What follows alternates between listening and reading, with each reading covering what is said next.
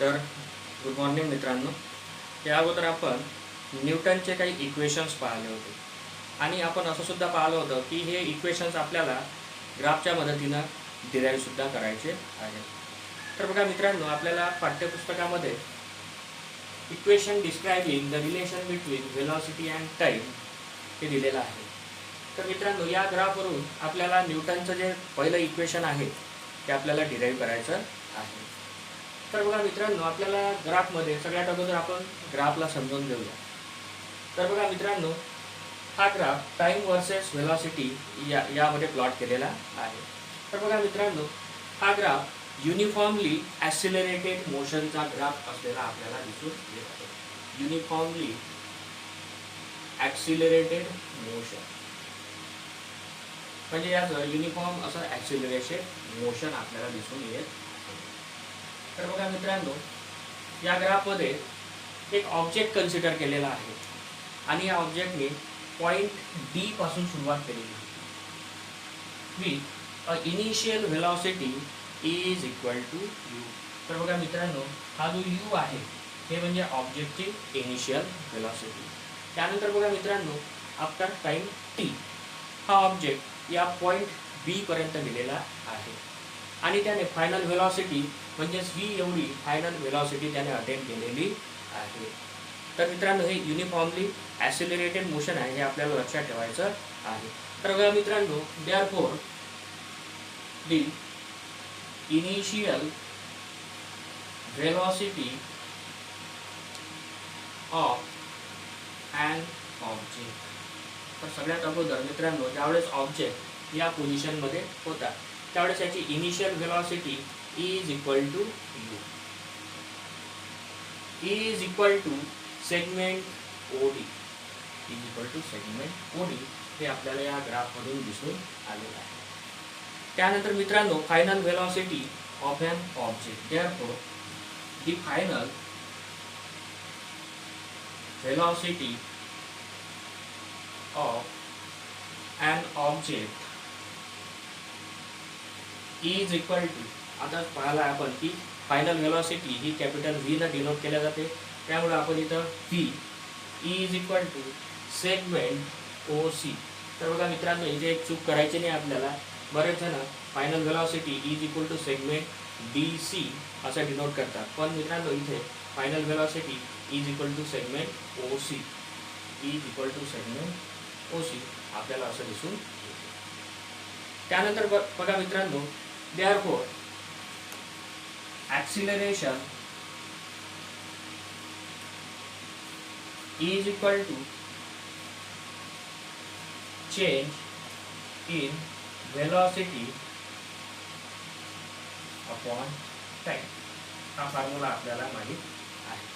तर या फॉर्म्युल्याचा आपल्याला पूर्ण वापर करायचा आहे आणि समोरचं डेरिव्हेशन आपल्याला डिराईव्ह करायचं आहे. तर बघा मित्रांनो, acceleration is equal to change in velocity upon time हा फॉर्म्युला आपल्याला माहिती आहे. But change in velocity is equal to आपल्याला माहिती आहे की ते अगोदर आपण पाहिलं होतं की कोणत्याही गोष्टीमधला चेंज आपण फायनल आणि इनिशियल व्हॅल्यू मायनस करून काढतो. तर बघा मित्रांनो, final velocity upon minus initial velocity upon. तर बघा मित्रांनो, आपण या अगोदर पाहिलं होतं की आपण या ठिकाणी final velocity is equal to segment OD consider केलं होतं. तर बघा मित्रांनो, final velocity is equal to segment O C हे आपण कन्सिडर केलं होतं या अगोदर. तर मित्रांनो, फायनल व्हेलॉसिटीच्या ठिकाणी आपण segment O C minus initial velocity आपण सेगमेंट ओ डीला कन्सिडर केलेलं होतं. तर segment O D divided by time t. तर आपल्याला हे इक्वेशन मिळालेलं आहे. तर इथे बघा मित्रांनो, फायनल व्हेलॉसिटी आपण सेगमेंट ओ सी आणि initial velocity is equal to segment O D हे कन्सिडर केलं. But segment O C minus O D is equal to, या सेगमेंट ओ सी मधून जर ओ डी सेगमेंट जर मायनस केला तर आपल्याला सेगमेंट मिळतो सी डी.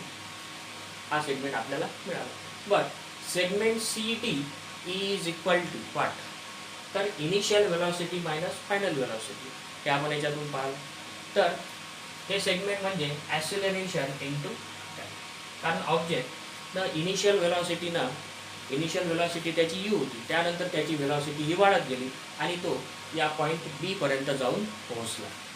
तर त्यानंतर त्याची वेलॉसिटी ही व्ही झाली, म्हणजे त्यानं युनिफॉर्मली ॲक्सिलरेटेड मोशन असलं पाहिजे आणि विथ रिस्पेक्ट टू टाईम त्याचं ॲक्सिलरेशन हे वाढलं असलं पाहिजे. म्हणून आपल्याला इथं ॲक्सिलरेशन इंटू टाईम, म्हणून आपण इथं लिहूया E is equal to a t, that is acceleration into. तर मित्रांनो आपल्याला हे इक्वेशन मिळालं. त्यानंतर बघा मित्रांनो, फ्रॉम दी ग्राफ, तर बघा ग्राफमध्ये पाहण्यापूर्वी आपल्याला हे जो दोन सेगमेंट आहे, हा जो सेगमेंट आहे सी बी, त्यानंतर सेगमेंट सी ए, हे आपल्याला ड्रॉ करून घ्यायचे आहे. हे दोन्ही एकमेकाला पॅरलल असे ड्रॉ करायचे आहे. त्यानंतर बघा मित्रांनो, हा पॉईंट बी आणि हा पॉईंट ई हा सुद्धा आपल्याला जॉईन करायचा आहे, म्हणजे आपल्याला ते कनेक्ट करायचे आहे. तर पुस्तकामध्ये तसं त्यानं आपल्याला दिलेलं आहे की हे आपल्याला सेगमेंट्स ड्रॉ करायचे आहे. तर बघा मित्रांनो, हे आपल्याला डेरिवेशन लेंदी करायचं नाही, आपल्याला शॉर्टमध्ये हे डेरिवेशन शिकायचं आहे. त्यामुळे मी अगोदरच ह्या सगळ्या लाईन यामध्ये ड्रॉ केलेल्या आहेत. तर बघा आपल्याला ग्राफमधून काय दिसते ते बघूया. आता बघा ग्राफमध्ये आपल्याला सेगमेंट बी ई दिसत आहे. तर या सेगमेंट बीची व्हॅल्यू म्हणजे कोणची असली पाहिजे? Segment B E is equal to A B plus A E. therefore segment BE is equal to segment AB plus AE. Segment AB plus AE.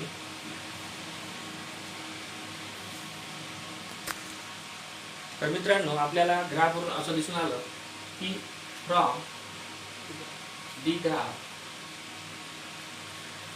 segment BE is equal to segment AB plus segment AE.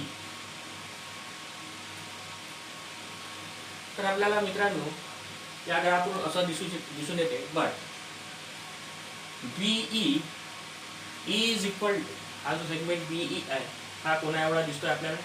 OC is equal to segment OC is equal to segment OC is equal to V, that is the final velocity.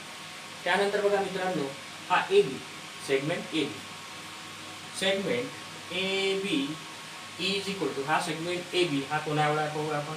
Segment CD.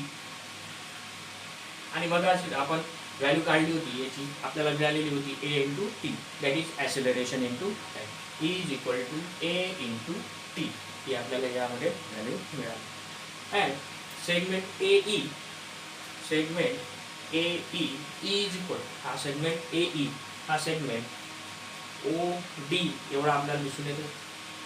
OD is equal to initial velocity, that is U. So putting these values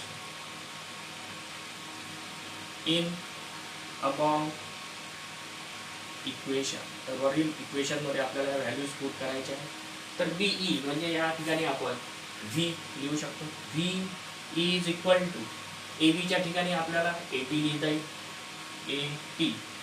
त्यानंतर plus AE म्हणजे आपल्याला U. So interchanging that values, therefore V is equal to U plus AT, and that is the first equation of motion using the graphical method of uniformly accelerated motion. तर बघा मित्रांनो आपल्याला इक्वेशनची practice एका पेपरवर करायची आहे. 4-5 वेळा जरी आपण त्या इक्वेशनची प्रॅक्टिस केली तरी आपल्याला हे इक्वेशन हे सहजपणे आपल्याला आलेलं दिसून येईल. आणि मित्रांनो एक गोष्ट लक्षात ठेवायची आहे की या वर्षीपासून आपण डेरिवेशनच्या सेगमेंटला सुरुवात केलेली आहे.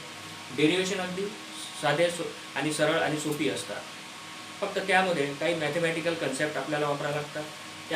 त्यामधून आपण हे डेरिवेशन सहजपणे करू शकतो.